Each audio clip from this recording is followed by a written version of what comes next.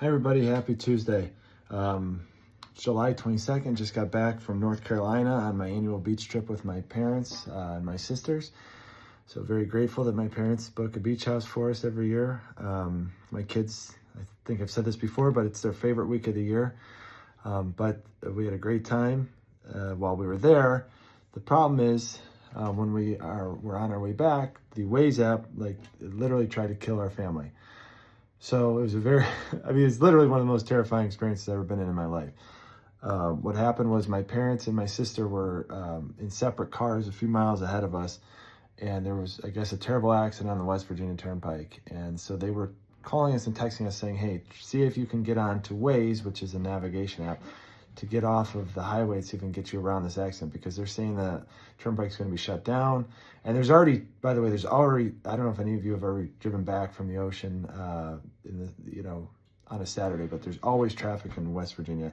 Everybody in the country that's going back to Ohio that's been down at the beach that week is going back on Saturday. So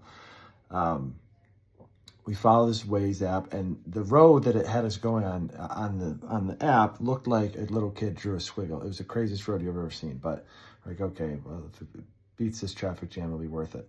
So we start off, it's like a normal one-lane road. Well, it's like a normal road. It's very thin road, but it's regular concrete or pavement or whatever.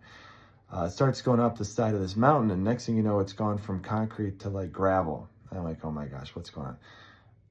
The gravel quickly turned from gravel to nothing but mud, gigantic craters, huge rocks.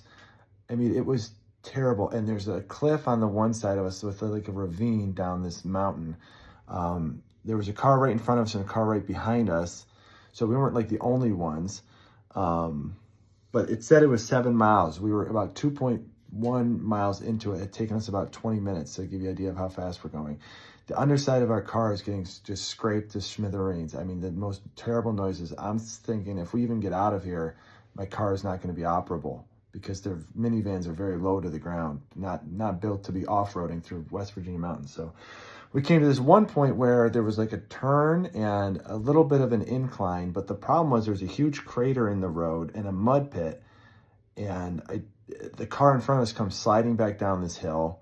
Kids are all crying. My wife is screaming. Me and the car behind us get out to try to see what's going on, and the guy in front of us was in like a sedan. The guy behind us was in like I think it was like a big SUV. But the guy behind us lives in Ohio. Said, hey, I've come down here for work sometimes. I can't believe Waze sent us this way. It's like a one-lane service road for utilities and stuff. This is not even like a real street.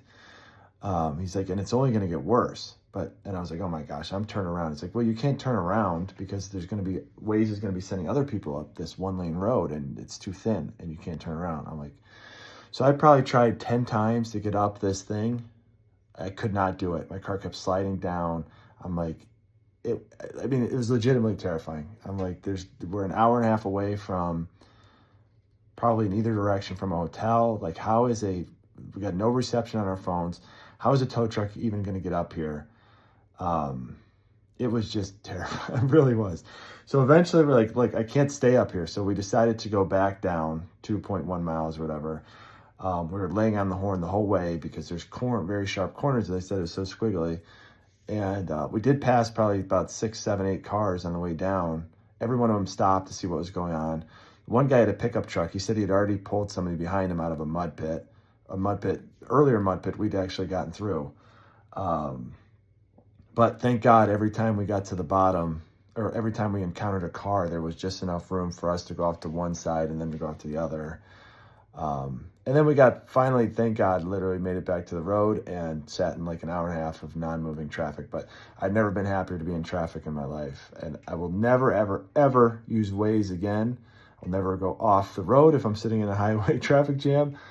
And thank God, somehow, miraculously, the car seems to be okay. I mean, we made it. We were still 3.5, 4 hours from home when we got out of the traffic jam.